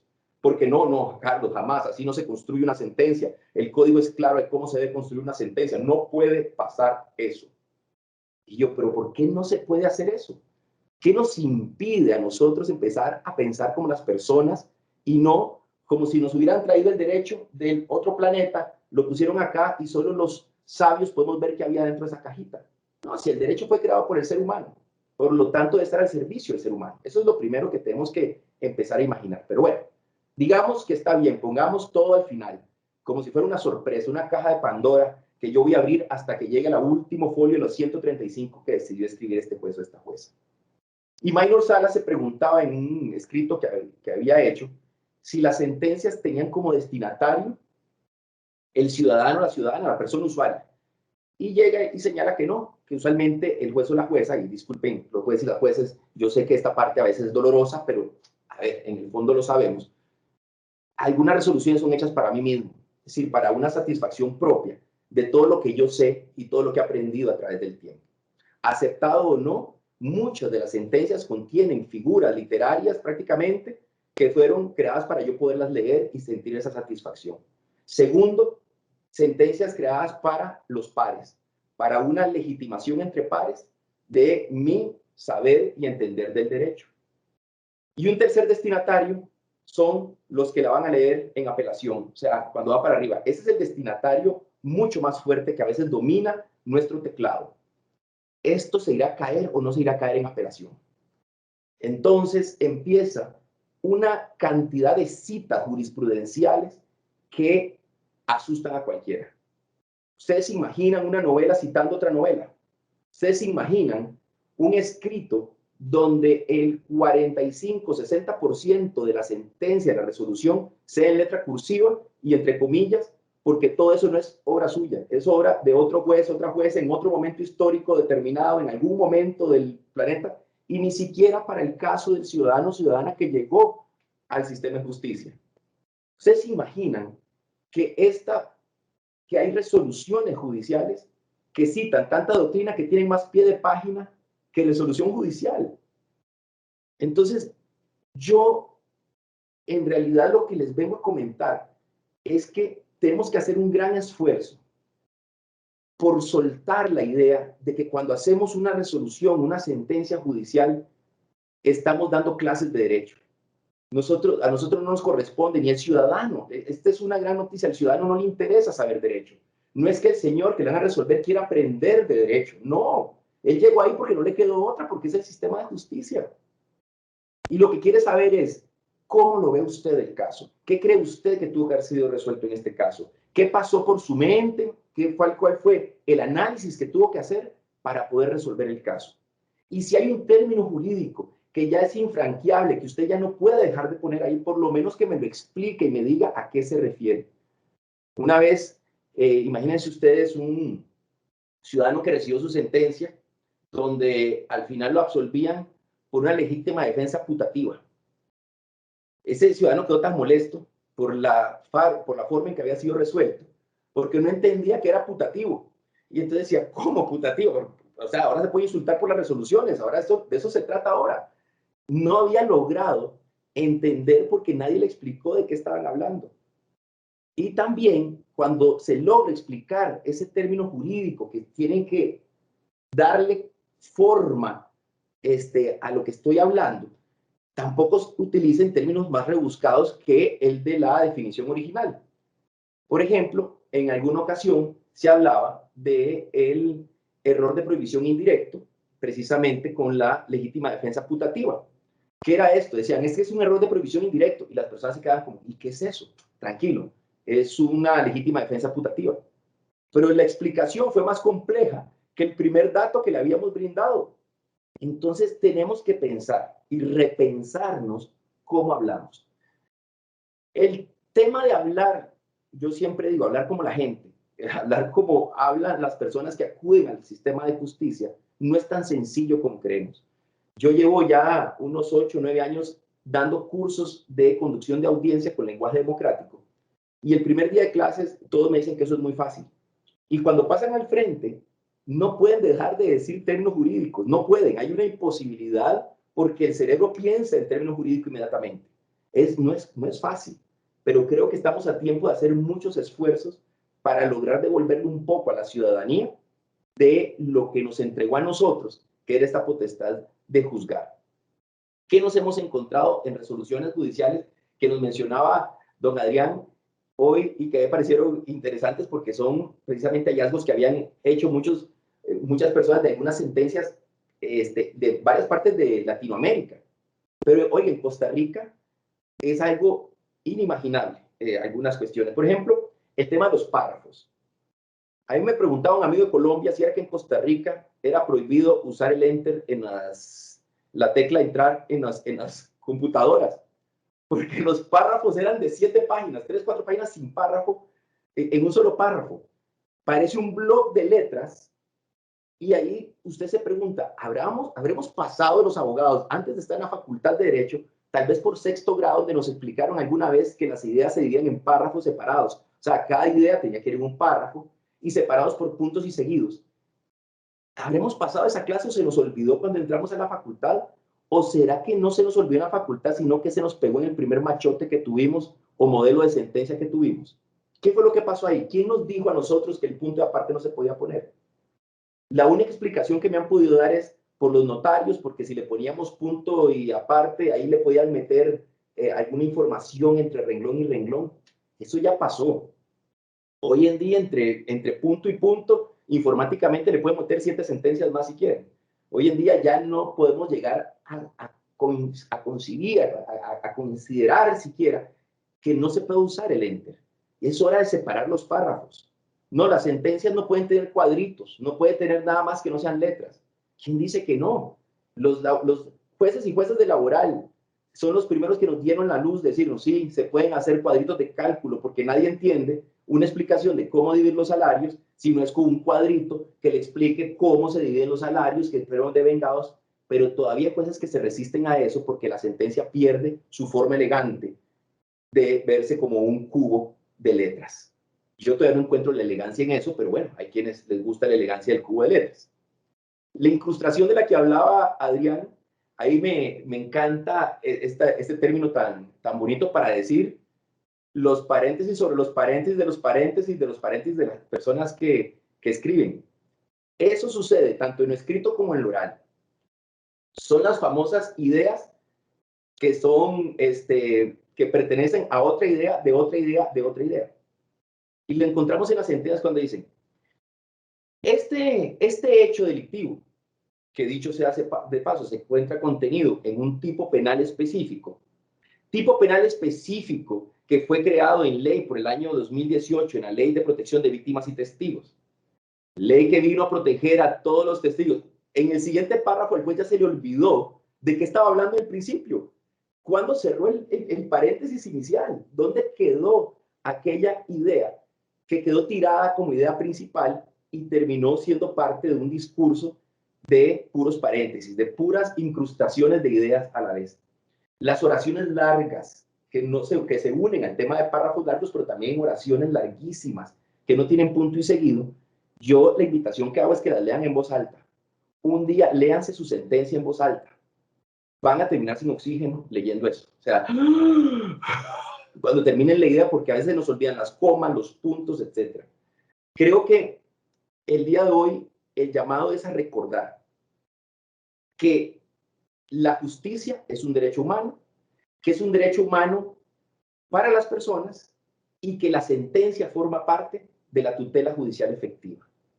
Si hacemos esa unión, en el momento en que estamos escribiendo nuestra sentencia, nos vamos a acordar que esta sentencia la tiene que leer un ciudadano o una ciudadana, que no va a tener que requerir un traductor o una traductora, y que el problema de no comprender la resolución no es del ciudadano o la ciudadana. El problema es de quien quiere darse a entender. Y la gran pregunta es, ¿qué tanto queremos comunicarnos nosotros? ¿Qué tanto queremos realmente generar un puente de comunicación? Porque si no es así, si realmente no queremos comunicarnos, nos va a seguir pasando lo que nos ha venido pasando en todo este tiempo. Y Liliana lo decía bien al inicio de su exposición. La deslegitimación de los poderes judiciales tiene mucho que ver con la forma en que nos hemos estado comunicando con las personas que reciben la justicia. Así es que hoy esta pequeña reflexión con la que quería compartir con ustedes nos lleva a varias conclusiones. Estas conclusiones que les decía de comprender que el ciudadano es la persona destinataria, nos lleva también a una conclusión de quererlo intentar. Durante muchos años yo me resistí a intentarlo, porque sentía que si yo hacía una resolución muy sencilla, me iban a ver mal en las apelaciones. Las personas iban a pensar que yo no era un buen abogado. Y créanme que creo que se me cortó la comunicación a mí. Ah, no, ahí estoy, sí. Me detuve, ok. Créanme que dicen que si una persona domina muy bien un término jurídico, lo puede definir en palabras simples. Lo complicado es cuando no conozco bien el término, entonces no sé cómo explicarlo. Y entonces tiendo a escudarme finalmente en el término jurídico, como cuando utilizamos algunas frases como la sana crítica racional y lo usamos en todas las sentencias, y cuando nos piden que expliquemos qué es sana crítica racional, terminamos sin poder siquiera explicar de qué estamos hablando en la sentencia. Así es que, amigos y amigas que hoy nos escucharon, muchísimas gracias que me lograban escuchar. Compartir con ustedes estas reflexiones me honra muchísimo, sobre todo en el marco de lo que se está desarrollando. Muy contento del trabajo que está haciendo el Poder Judicial de Costa Rica en conjunto con CONAMAC, en conjunto con la UCR. Creo que es un paso muy necesario, creo que la ciudadanía se lo merece y creo que Costa Rica tiene mucho ejemplo que dar en temas democráticos, y este tiene que ser uno de los temas en los que debería ser punta de lanza, trabajando por una democratización de la justicia a través de un lenguaje que sea igualmente democrático. Así es que muchísimas gracias y que sigan disfrutando de este evento al que nos han invitado. Gracias.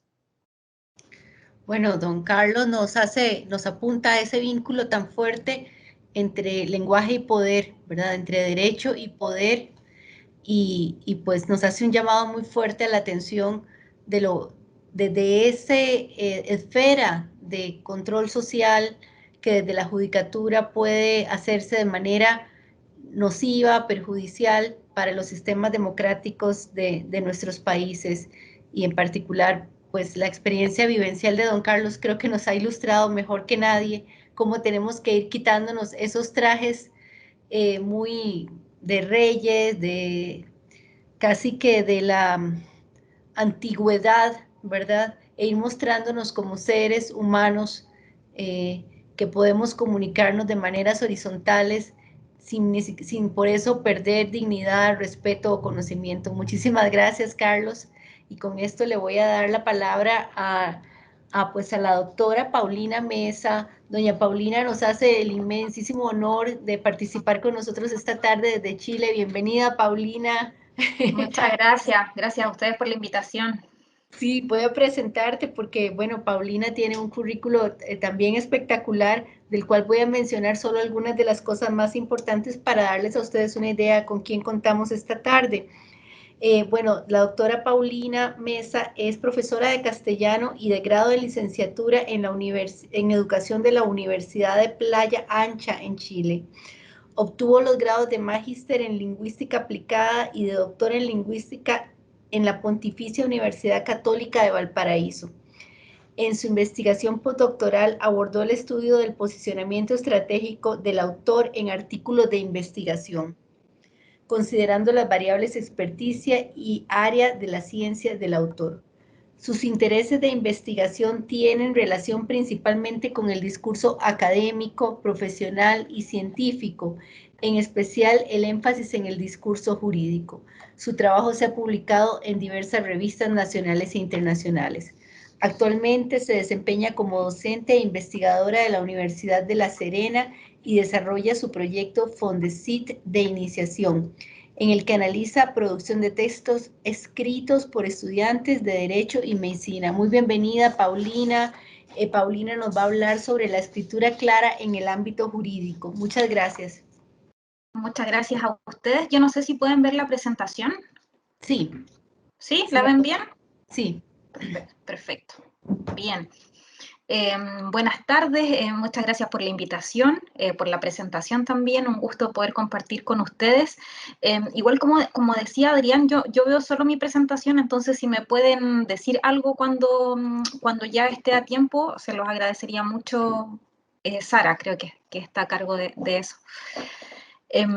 La investigación que quiero compartir con ustedes hoy día se titula, como lo ven acá y como ya lo anunciaron, el marco de la investigación también ya lo comentaron. En este proyecto de investigación nosotros caracterizamos los textos producidos por estudiantes de Derecho y de Medicina y lo relacionamos con distintas variables, que es cómo se perciben los estudiantes como escritores, cómo lo evalúan los lingüistas y cómo evalúan los abogados. Entonces tratamos de hacer ese cruce entre estas tres variables. No voy a hablar del proyecto propiamente tal, pero les dejo esta imagen, es un código QR que si ustedes le acercan su teléfono móvil, los va a dirigir a otras investigaciones que tenemos del proyecto si es que les interesará. Si no les resulta, no hay ningún problema, al final les dejo mi correo y si les interesa algo en específico también se los puedo compartir sin ningún problema. Particularmente de lo que voy a hablarles hoy, que es de la escritura clara en el ámbito jurídico, se basa en este artículo que está publicado recientemente. Este artículo es producto del trabajo interdisciplinario. Somos 4 autores, uno de ellos es un abogado, Carmen es lingüista, Felipe es especialista en educación y yo también provengo desde el ámbito de la lingüística. Al igual que el doctor Adrián Vergara, así que lo que avanzó Adrián me sirve mucho también como para contextualizar esta investigación, y así que no voy a repetir lo que él ya ha presentado tan claramente. ¿Cuál era el objetivo de este artículo? Describir la visión que tenían de la escritura clara en el ámbito jurídico que tienen los abogados en ejercicio, ¿cierto? Y a partir de lo que ellos nos decían, conceptualizar o proponer una definición de la escritura clara en derecho. ¿Por qué surge esta investigación? Porque a partir del desarrollo del proyecto, del trabajo que íbamos avanzando, que íbamos haciendo, aparecía mucho la idea de la claridad, de que los textos de los estudiantes tenían que ser claros, pero cuando preguntábamos qué es claridad, no sabían decirnos muy bien qué era, no sabíamos cómo la evaluaban, qué entendían por claridad, qué exigían para que un texto fuese claro. Entonces, por eso decidimos hacer esta investigación. Ese es un poco el origen de esta investigación. Desarrollamos una investigación cualitativa y lo que hicimos fue diseñar un cuestionario, un instrumento autoadministrado, eso es AA, en línea, a través de Google Drive, donde recogimos distintas bibliografías, distintos elementos de la literatura sobre el tema para diseñar este cuestionario primero y además, por supuesto, considerando este constructo que teníamos que era la escritura clara. En el cuestionario que enviamos aparecían distintas preguntas, como por ejemplo, ¿qué elementos se deberían considerar para escribir de manera clara en el ámbito jurídico? ¿El movimiento del lenguaje claro es un aporte o no es un aporte? ¿En qué ámbitos debería aplicarse esta claridad en la escritura? Preguntas de ese tipo. Eran 6 preguntas en total que se las enviamos a distintos abogados y abogadas que ya van a ver cómo quedó conformada la muestra.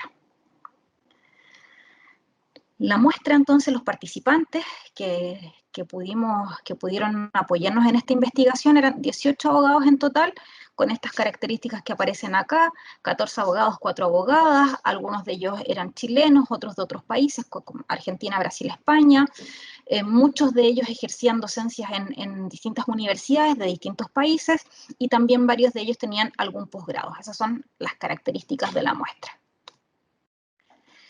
El análisis de la información, cómo analizamos la información, para que ustedes se hagan una idea cómo llegamos, ¿no?, a los resultados que les voy a compartir. En enviamos los cuestionarios, recogimos los cuestionarios de estos 18 abogados y abogadas, y lo que hicimos fue descargarlos, por supuesto, e ir leyendo. Estas eran preguntas abiertas, entonces ellos escribieron, y lo que hicimos fue descargarlos e ir leyendo qué decían. Ya no hicimos ninguna intervención en corregir nada, sino que los descargamos tal cual y comenzamos a analizar. Este es un ejemplo de un segmento textual real que recogimos, y si se fijan, fuimos identificando categorías. Por ejemplo, acá en el primer fragmento identificamos que este abogado habla sobre que el discurso jurídico posee características que no se pueden desconocer. Y acá abajo habla que la escritura clara para garantizar el acceso efectivo a la justicia de toda la ciudadanía. Entonces, así fuimos identificando, fuimos ¿cierto?, seleccionando la información, agrupando la información en categorías preliminares. Obtuvimos 47 de estas categorías preliminares que luego las agrupamos en categorías más generales, que son estas que están acá. ¿Qué criterio utilizamos? Afinidad temática. Las unimos por afinidad temática estas categorías. ¿Qué obtuvimos como resultado? Que es la parte más interesante. Cuando los abogados hablan sobre escritura clara, estos son los principales aspectos que tocan. Si se fijan, los 3 aspectos predominantes, estas son las macrocategorías, las 8 macrocategorías que pudimos identificar. Los aspectos predominantes son que hablan sobre los aportes del movimiento del lenguaje claro al ámbito jurídico, hablan sobre el concepto de escritura clara en derecho y hablan sobre los recursos lingüísticos que se pueden incorporar, ¿cierto?, en el ámbito de la escritura clara. Acá lo que vamos a hacer es una especie de zoom dentro de estas categorías. Entonces vamos a ver qué dicen cuando se refieren a esta categoría, a los aportes del movimiento del lenguaje claro al ámbito jurídico. Esto es lo que les voy a mostrar ahora. Acá, entonces estamos dentro de esa macrocategoría, cómo se presenta, ¿cierto?, categorías específicas, esta que les comentaba anteriormente. Y acá lo que vemos es que en general la mayoría de los abogados entrevistados dice que el movimiento del lenguaje claro aporta al acceso al conocimiento jurídico, ¿sí? Entonces ellos dicen que efectivamente este movimiento puede aportar para que la ciudadanía acceda a la justicia, pero también vemos que hay un porcentaje de abogados que dice que en realidad no aporta al conocimiento, al acceso jurídico, o sea, aporta para que accedan, pero no aporta en la construcción, ¿cierto? Podemos utilizar lenguaje claro para que la ciudadanía acceda a la justicia, pero no para construir el conocimiento jurídico, lo que, ¿cierto?, resulta un poco contradictorio si lo vemos así. Acá tenemos algunos ejemplos que son los fragmentos de estos abogados, donde nos dicen que el acceso al conocimiento, ¿cierto?, este lenguaje, movimiento del lenguaje claro, aporta para que el lenguaje sea más amable, más reconocible. Acá también tenemos una experiencia de otro abogado donde él dice que le parecen bien estas iniciativas de acercar el lenguaje técnico al ciudadano común, es positivo, y cuenta que él en su trabajo cada vez le piden más que utilice muy pocos términos técnicos e intente explicar cada resolución de manera que las personas puedan comprenderlo. Entonces también valora positivamente el lenguaje claro. Por supuesto, también hay quienes no están tan de acuerdo con esto del movimiento del lenguaje claro y lo dicen directamente, ¿cierto? No estoy tan de acuerdo con el aporte al desarrollo del conocimiento jurídico, pero sí con el acceso. Esta especie de contradicción que les comentaba antes.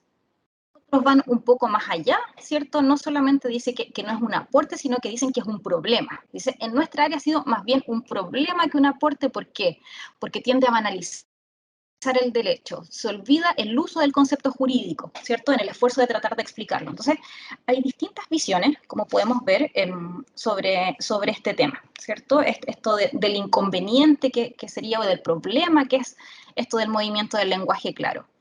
Acá también, este ejemplo va en la misma línea. Este abogado dice que esta idea del lenguaje claro vulgariza las instituciones, ¿cierto? Sobre todo, decía él, cuando estoy conversando con otro abogado que domina el mismo lenguaje técnico que yo, ¿por qué voy a tener que simplificarlo? Entonces, si se fijan, se repite a lo largo de estas ideas y a lo largo de la investigación en general, la idea de la importancia de la terminología técnica, de la terminología especializada, ¿sí? La terminología desempeña un papel fundamental, al menos para estos abogados entrevistados, y la claridad de un texto para ello se lograría conceptualmente con la precisión en el uso del vocabulario, ¿cierto?, que aportarían los términos específicos del derecho. Ahora, desde nuestro punto de vista, y también lo han demostrado distintas investigaciones, y por eso estamos acá también, el léxico específico no es necesariamente un obstáculo insalvable, ¿verdad? Se podría mantener ese léxico súper específico si se usa de forma adecuada, ¿cierto? De hecho, en el artículo este que les comento, nosotros también decimos que muchas veces el término técnico permite reforzar la exactitud que muchas veces requieren los textos jurídicos, ¿cierto? Estos ejemplos que nos daba don Carlos anteriormente. Y también decimos ahí que incluso el uso de términos técnicos de la disciplina puede aportar a la economía del lenguaje, al principio de la economía del lenguaje, ¿verdad? ¿Qué quiero decir con eso? Que muchas veces un concepto del ámbito jurídico puede sintetizar 2 o 3 oraciones, ¿verdad? Entonces, y esto, por supuesto, ayuda además, esta precisión, a evitar interpretaciones múltiples y en este sentido contribuiría a una simplificación del lenguaje. Por supuesto, esta terminología, para que sea accesible a gran parte de la ciudadanía, va a requerir de ciertas estrategias discursivas que permitan adaptarlas a audiencias específicas, ¿cierto? Y ahí esto se vincula con lo que nos decía Adrián, cómo podemos aportar los lingüistas, qué podemos proponer los lingüistas precisamente para ayudar un poco a modernizar, como se ha dicho en España, o a clarificar el lenguaje del ámbito jurídico, hacerlo más claro, más accesible. Voy a volver al gráfico de atrás, donde teníamos las categorías generales. La segunda macrocategoría a la que se refieren muchos los abogados es al concepto de escritura clara en derecho, precisamente. Y acá, este gráfico es una especie de síntesis, ¿cierto?, de toda la investigación, porque aquí ellos en muchas partes de la investigación se refieren a cómo conciben la escritura clara en derecho. Entonces, si se fijan acá, lo que predomina es que dicen que la escritura clara en derecho refiere a la expresión de ideas de manera clara y comprensible para la audiencia involucrada. Se repite esta idea de la audiencia, que creo que ha sido un concepto que han tocado todos los expositores anteriormente, que es fundamental esto de que las ideas se presenten de manera clara y comprensible dependiendo quién es el receptor, ¿cierto?, a quién está dirigido este texto, quién va a tener que acceder a este texto en definitiva. Entonces, ahí aparece esta idea. Hay un ejemplo acá que dice precisamente, dice que hay que llegar a ver de forma nítida el receptor sin interferencia, evitando equívocos, ¿cierto? Entonces, pero también vuelve a destacar el hecho de la terminología precisa. Dice, no se puede identificar el robo con el hurto, por ejemplo, y hace una analogía incluso que el derecho es un bisturí que tiene que hacer la incisión en el lugar preciso para identificar y resolver el problema al menor coste posible. Entonces, esta idea de considerar la audiencia es súper importante cuando ellos tratan de definir el concepto de escritura clara en derecho. También vuelve a aparecer lo que comentábamos antes, la utilización correcta del lenguaje técnico del ámbito jurídico, es otra idea que se repite, ya la comentamos, no voy a volver a comentarla. Y acá hay 2 ideas también que llaman mucho la atención cuando los abogados se refieren al concepto de escritura clara en derecho, los abogados que entrevistamos al menos. Lo primero es que dicen que la escritura clara es la expresión de ideas de manera clara, sin caer en errores asociados a la norma de escritura. Esto nos pareció súper interesante, a mí personalmente me llama mucho la atención porque en general en las investigaciones que hemos realizado sobre escritura clara, sobre modernización del lenguaje jurídico, no aparece esta idea de la norma, ¿no? De que la escritura clara o el lenguaje jurídico tiene que estar asociada a la ausencia de faltas ortográficas, de problemas de puntuación, de problemas gramaticales, nos decían muchas veces los abogados. Entonces nos sorprendió que apareciera esta idea.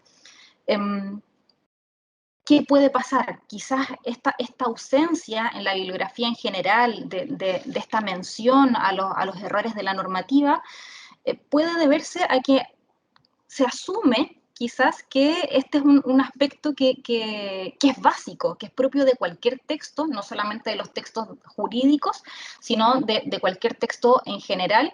Pero aquí también vuelvo a lo que decía don Carlos en su exposición. Muchas veces no sabemos si habrán pasado o no por sexto básico o a sexto grado, como decía él, estas personas que escriben estos textos, porque efectivamente en los textos jurídicos hay muchos problemas de puntuación, hay muchos problemas de ortografía, que incluso pueden llevar a que haya un error de comprensión. Entonces, por eso nos pareció interesante que los abogados destacaran esta idea de que la escritura clara tiene que estar asociada necesariamente a la ausencia de errores en la normativa. Nos parece súper, súper interesante. Y otro caso que a mí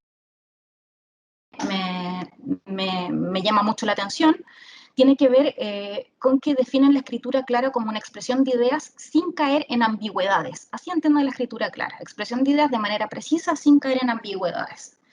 Y el caso de la ambigüedad, me llama muchísimo la atención el uso de la ambigüedad en derecho. ¿Por qué? Porque es un tema interesantísimo desde mi punto de vista, porque por una parte, cuando les preguntamos a los abogados cuál es el propósito o el objetivo de la escritura clara, ¿cierto? Aparece esto, que la escritura clara es la expresión de ideas sin caer en ambigüedades, ¿verdad? Sin embargo, también nos hemos encontrado con bibliografía que dice que la ambigüedad en el ámbito jurídico puede ser una estrategia, ¿sí? Una estrategia para una buena escritura jurídica. Hay un libro particularmente... ¿Perdón? Tengo una llamada perdida de ahí, de ese juzgado. Creo que a alguien se le encendió el micrófono. ¿Continúo? ¿Sí? Bueno. Decía que el tema de la ambigüedad en algunas bibliografías, en un libro particularmente que se llama Legal Writing Style, defienden un poco el uso de la ambigüedad. De hecho, cuando hablan de la claridad en la escritura jurídica, estos autores mencionan la idea de la ambigüedad calculada, ¿sí? o de la imprecisión precisa. ¿Por qué? Porque dicen que en el ámbito jurídico son abogados los escritores de este manual de escritura jurídica. Y dicen que al escribir en el ámbito jurídico hay que tener cuidado de no exagerar la importancia de la precisión y de la claridad. Porque en algunos casos este exceso de precisión, este exceso de claridad es innecesario, es indeseable o incluso pueden ser incompatibles con los objetivos de alguna tarea del ámbito jurídico. Dicen, por ejemplo, el uso excesivo de claridad puede hacer imposible que se llegue a un acuerdo cuando la posición de las partes es cercana, pero no es completamente igual, no está completamente alineada. Dan el ejemplo de contratos, por ejemplo, de cláusulas de contratos, de promulgaciones de leyes que dicen ellos son intencionalmente ambiguas.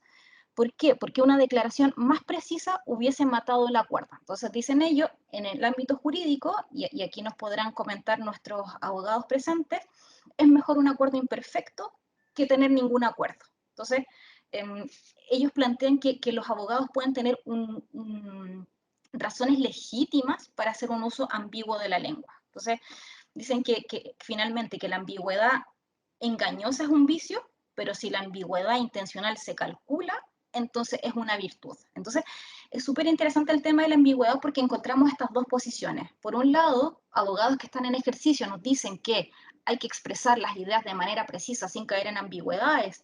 Los movimientos sobre el lenguaje claro precisamente hablan mucho de evitar las ambigüedades, pero por otro lado encontramos también estas posturas contrarias que nos dicen que la ambigüedad puede llegar a ser una virtud. Como les digo, es un tema interesantísimo para discutir desde mi punto de vista.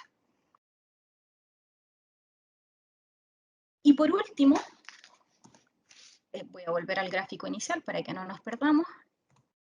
La tercera macrocategoría que veíamos que era más frecuente en el ámbito jurídico son los recursos lingüístico-discursivos. ¿Cuáles son los rasgos lingüísticos, ciertos, que mencionan los abogados asociados a la escritura clara? ¿Cuáles son los rasgos específicos asociados a la escritura clara? ¿cierto? Son los que aparecen acá. De nuevo, uso del lenguaje técnico del ámbito jurídico, como ven es un tema que se repite. Explicaciones mediante un uso del lenguaje de uso frecuente conocido por la audiencia, aparece de nuevo el tema de la audiencia.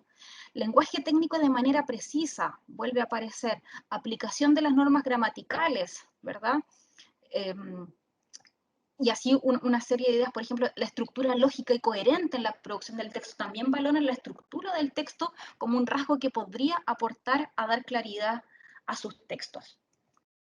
¿Se fijan? Acá, entonces, lo que predomina es nuevamente el uso del lenguaje técnico de manera precisa, que como les decía, es una idea que se repite a lo largo de las entrevistas, a lo largo de las respuestas de estos abogados, y esto yo creo que sugiere una preocupación de parte de los entrevistados por mantener el carácter especializado de su disciplina, ¿cierto? Y cómo lo mantienen a través de sus rasgos lingüísticos específicos, ¿sí? De esta forma, al utilizar el lenguaje técnico preciso del derecho, les permitiría entonces cumplir con la precisión propia del discurso especializado, donde cada término tiene que dirigir a un concepto específico, ¿sí? Como les decía anteriormente, desde nuestro punto de vista, el uso de la terminología precisa no debería estar reñida para nada con la claridad, así que creemos que es un tema que se puede abordar, ¿no? El uso de la terminología se puede explicar, se puede precisar con estrategias específicas. Aquí hay un ejemplo que nos dicen con respecto a la utilización del lenguaje técnico. Dice que uno de los elementos más importantes es la precisión conceptual, porque con ello se evitan interpretaciones discordantes en relación con un mismo tema, que es lo que veníamos comentando. Acá hay otro ejemplo que también apunta al uso del lenguaje técnico. Dice que el lenguaje claro no aporta porque se mal utiliza, vulgarizando la terminología técnica. Y acá es súper interesante porque este abogado lo que dice: en otras ciencias exactas nadie cuestiona el abismo entre el lenguaje técnico y la comprensión, por ejemplo, en la relación médico-paciente. Entonces, ¿por qué a los abogados nos piden que nosotros tenemos que ser más transparentes? Entonces, es interesante las visiones, las distintas visiones que se dan entre la bibliografía, estos abogados, unos abogados, otros. Me parece que da un panorama interesante. ¿Qué pudimos concluir a partir de esta investigación? Bueno, sistematizamos todos estos resultados, todas estas ideas que tenían los abogados con respecto a la escritura clara, al movimiento del lenguaje claro, al acceso a la justicia, y encontramos, al sistematizar todo, encontramos todas estas ideas, que el objetivo de la escritura clara es garantizar el acceso a la justicia, evitar ambigüedades, ofrecer seguridad en el ámbito jurídico, evidenciar una postura. Cuando hablan de las características de la escritura clara, por supuesto, uso correcto del lenguaje técnico, expresión de ideas de manera organizada y precisa mediante un lenguaje simple o de uso frecuente, sin caer en ambigüedades, utilización de argumento, aplicación y conclusión persuasiva para convencer al receptor, inexistencia de errores asociados a la norma, aplicación de normas gramaticales, estructura textual y lógica coherente.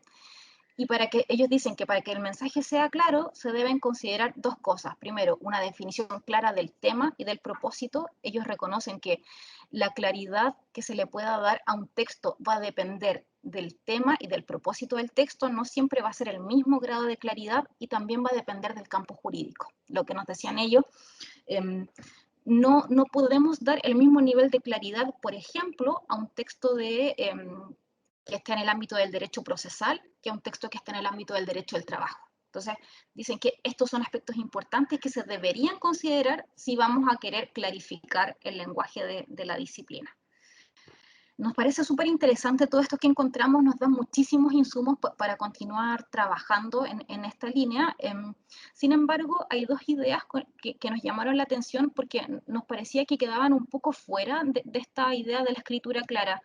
Lo primero, esto de garantizar el acceso efectivo a la justicia de toda la ciudadanía. ¿Por qué? Porque creemos que eso excede un poco los límites de la escritura clara, ¿verdad? Podremos facilitar el acceso, pero el garantizar es decir un poco demasiado. Y lo otro que nos parecía que quedaba un poco fuera era esto de la utilización del argumento, la aplicación y conclusión persuasiva, porque finalmente eso no es un rasgo de la escritura clara, sino que va a depender del género del texto que se esté produciendo. Puede ser un texto en el ámbito jurídico puede ser más argumentativo, pero no todo es necesariamente, por lo tanto también excede los límites de la escritura clara. ¿Qué hicimos con todos estos resultados? Propusimos una definición de escritura clara en el ámbito jurídico basada, por supuesto, en todas estas ideas que nos decían que recogimos a partir de la visión de los abogados, pero también de nuestra experticia, ¿cierto?, de este equipo interdisciplinario que les comentaba que participó en la investigación. ¿Cuál es la definición que proponemos? Decimos que la escritura clara en el ámbito jurídico es el proceso de construcción de discursos jurídicos orientado a propiciar la inteligibilidad de las diversas instituciones o figuras del derecho. ¿Para qué? Para ofrecer o robustecer la seguridad en el ámbito jurídico. Este tipo de escritura va a tener unos atributos o características específicas, como por ejemplo, una estructura textual lógica y coherente, ideas presentadas a través de un lenguaje simple o de uso frecuente, la precisión, el uso de la terminología técnica precisa del ámbito jurídico, estructuras gramaticales correctas y legibles, inexistencia de errores asociados a la norma de escritura, y también decíamos que el mensaje debe ser comprensible para todos los participantes de la situación comunicativa de carácter jurídico, y este logro va a estar subordinado a la definición clara del tema, del propósito y a la consideración del campo jurídico, por lo que les comentaba anteriormente que, según nos decían ellos, no es lo mismo hacer más claro un texto en un ámbito del derecho que en otro. Esa es la definición que nosotros proponemos. Esta figura Paulina, lo único que hace... ¿Sí? Te quedan unos muy poquitos minutos, un par de Estoy terminando, muchas gracias. Estoy terminando con esto. Solamente para terminar, mostrarle esto es exactamente lo mismo que la definición, solamente que la sistematizamos para presentarla de forma más clara justamente. Está la finalidad, están los atributos, están los objetivos, etc. Para terminar, quiero contarles solamente que lo que estamos haciendo ahora es trabajar en un instrumento de evaluación para la escritura clara, donde sobre la base de esta definición y también con un equipo interdisciplinario, considerando a los miembros de la comunidad jurídica y también a lingüistas, estamos diseñando un instrumento de evaluación para la escritura clara que nos permita evaluar textos jurídicos, nos permite evaluar la claridad de textos jurídicos. Y por último, solamente ofrecerles algunas cosas que les podrían interesar. También funciona si hacen la captura con su móvil en este código QR, el artículo completo que acabo de presentar por si quisieran acceder a él. Y luego acá hay un podcast donde también conversamos un poquito sobre este tema, un podcast de la Universidad de La Serena, donde conversamos sobre el tema. Algunas referencias, muchas gracias, y ahí está mi correo en caso de que quieran comentar algo, pedirme algún material, encantada se los comparto.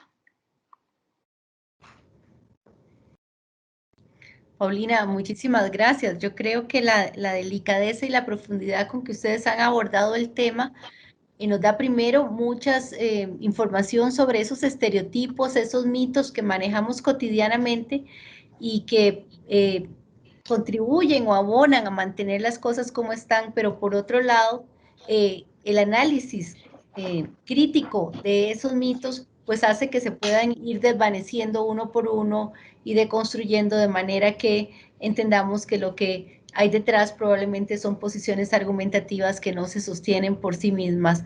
Encuentro extremadamente valioso el concepto de lenguaje claro que ustedes han construido por tener una descripción de cada uno de los elementos que un lenguaje claro ha de tener, y obviamente será esta una guía para cualquier material que se pueda construir o que se esté construyendo a futuro, y estoy segura que con tu aporte y la colaboración binacional, bilateral que ya tenemos con ustedes, vamos a seguir pues creciendo en nuestro proyecto de lenguaje claro en Costa Rica.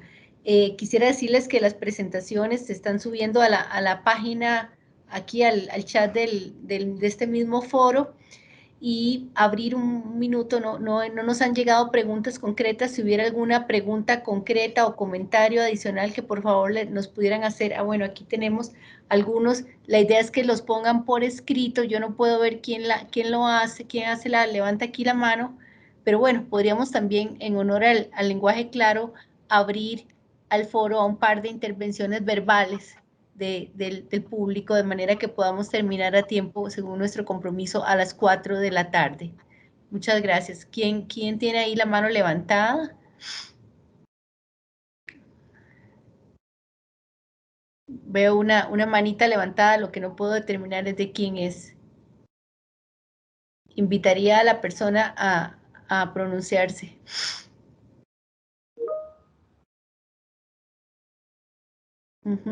Liani Linkimer, no sé, aparece con la mano levantada.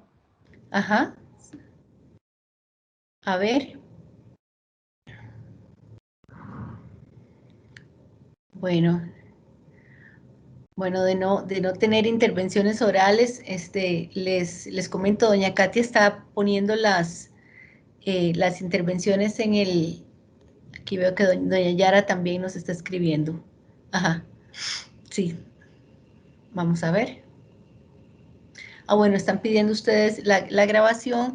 Yo les diría que pueden contactarse por favor con doña Katia Escalante, que es en realidad la coordinadora de todo este espacio, de este programa de conversatorios que realiza la Escuela Judicial, y ella pues estará gustosa de compartirles la grabación.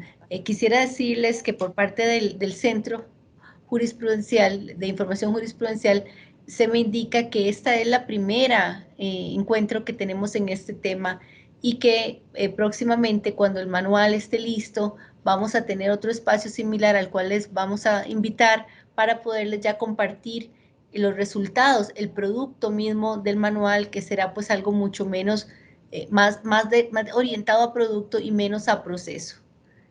Yo creo que por ahí respondemos todas las inquietudes de esta tarde. Reitero mi gratitud a las 4 personas panelistas. Creo que nos han dado una pequeña muestra de lo mucho que saben, porque sabemos que pudieron haber seguido exponiendo. El límite del tiempo siempre nos coarta poder profundizar, pero todos y todas muy amablemente han ofrecido poder ser contactados para profundizar en los temas que abordaron. Muchísimas gracias a todas, muchísimas gracias, señores y señoras, y pues les deseamos muy feliz tarde. Buenas tardes. Muchas gracias, buenas tardes. Buenas tardes, muchas gracias.